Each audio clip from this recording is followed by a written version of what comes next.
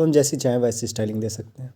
जैसे इसी ए टैग में इसमें फ़ॉन्ट साइज़ तो दिया गया है, हम चाहें अगर कि इसका कलर भी वाइट हो जाए तो इसी लाइन में स्टाइल बराबर डबल इन्वर्टेड कॉमा के अंदर ही इसी पहली प्रॉपर्टी के बाद सेमी कोलन लगा देंगे और इसके आगे दूसरी प्रॉपर्टी लिखेंगे colour colon white. Semi colon लगाने से पिछली लाइन एंड हुई है, अब हम नेक्स्ट लिख रहे हैं। ये होता है सिंटैक्स CSS में। लेकिन ऐसे 3 जगह एक ही कोड कॉपी पेस्ट करना सही नहीं लग रहा, तो एक और तरीका होता है CSS लिखने का। इस HTML फाइल के सबसे ऊपर हेड टैग के अंदर जहाँ टाइटल दिए थे वहीं एक टैग ले सकते हैं, स्टाइल टैग। नाम से ही क्लियर है कि इसके अंदर स्टाइलिंग लिख सकते हैं। तो हेड टैग के अंदर स्टाइल टैग ओपन और क्लोज करते हैं। अब उसके अंदर स्टाइलिंग देने के लिए हमें किसी भी एलिमेंट को बताना पड़ेगा कि किसके लिए लिख रहे हैं।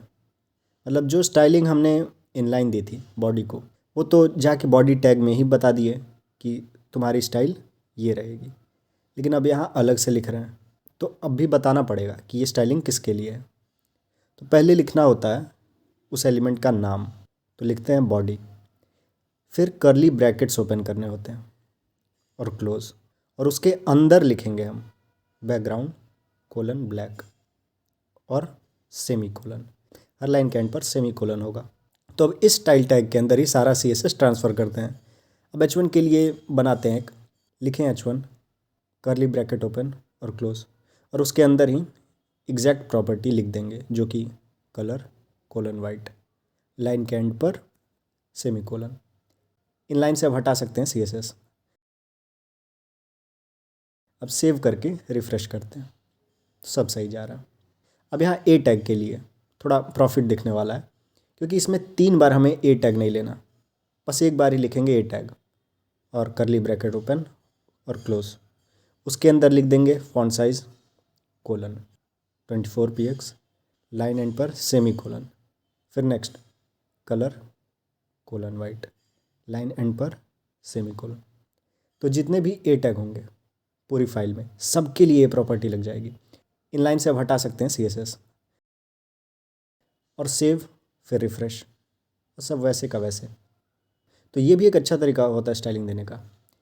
इसको इंटरनल CSS कहते हैं, इनलाइन नहीं है बस, लेकिन है तो इसी फाइल में। अच्छा, अगर मन में आ रहा होगा कि कौन अच्छा तरीका है, तो इसमें ऐसी कोई दिक्कत नहीं, आपको जो प्रेफरेबल लगे। लेकिन हाँ, एक पॉइंट ज़रूर है कि हमने जो ए टैग को यहाँ प्रॉपर्टी दी, उसके बाद भी अगर आए इनलाइन CSS में और किसी की प्रॉपर्टी वैसे ही स्टाइल बराबर इन्वर्टेड कॉमा में आके बदल दें कि कलर कोलन येलो, मतलब इस वाले ए टैग में अब कलर येलो रहेगा, तो उस ऊपर की दी हुई स्टाइलिंग से ज़्यादा प्रेफरेंस इस इनलाइन CSS स्टाइलिंग को दिया जाता है। सिर्फ ए टैग के केस में नहीं, किसी भी एलिमेंट के लिए बाहर लिखे कोड से ज़्यादा प्रेफरेंस इनलाइन CSS कोड के लिए होगा। अब अगर ये सेव करके रिफ़्रेश करें तो ऊपर स्टाइलिंग में वाइट कलर देने के बाद भी जो इनलाइन में येलो कहा था वही हुआ। हाँ, बाकी फ़ॉन्ट का साइज़ वही है जो ऊपर लिखे, क्योंकि पूरी स्टाइलिंग नहीं बदल गई इसके लिए, लेकिन जो इनलाइन कहे वो तो होना ही है।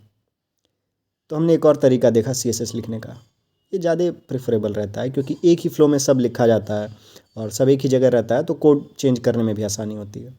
लेकिन ये CSS का पार्ट भी जब बहुत बड़ा हो जाएगा, मतलब एक एक एलिमेंट के लिए इतनी सारी प्रॉपर्टीज़ चेंज करते जाएंगे, तो होगा ही 100 लाइन से भी ज़्यादा कोड हो जाएंगे।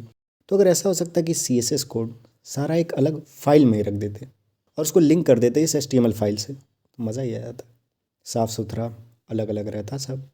तो यही है तीसरा तरीका कि हम एक अलग फाइल बनाते हैं, उसको .css एक्सटेंशन देना होता है, जिसे पता लगता है कि एक CSS फाइल है, और उसमें यही सारा स्टाइल टैग के अंदर का कोड कॉपी पेस्ट कर सकते हैं, करते हैं भी। तो एक नई फाइल बनाते हैं, कुछ भी नाम दे सकते हैं, लेकिन एक्सटेंशन .css का ही रहे। नाम दिए main.css। अब ये सारा स्टाइल के अंदर का कोड कट करके इस main.css फाइल में पेस्ट कर देते हैं। फाइल तो तैयार है, अब इसे लिंक करना है इस HTML फाइल से। तो इसके लिए भी एक टैग होता है HTML में, लिंक टैग। इसको ओपन करते हैं हेड टैग के अंदर, और इसमें rel बराबर डबल इन्वर्टेड कॉमा में स्टाइल शीट लिखना है, और यहाँ भी href बराबर डबल इन्वर्टेड कॉमा में उस CSS फाइल का एड्रेस देना।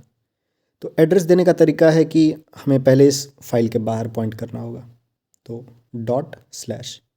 फिर इस फाइल के बाहर ही main.css फाइल है, तो यहाँ VS कोड में शो होने लगा main.css, सेलेक्ट करते हैं और फिर सेव करते हैं और रिफ़्रेश। सब वैसे का वैसे ही, कोई फ़र्क नहीं पड़ा, मतलब सब सही जा रहा है।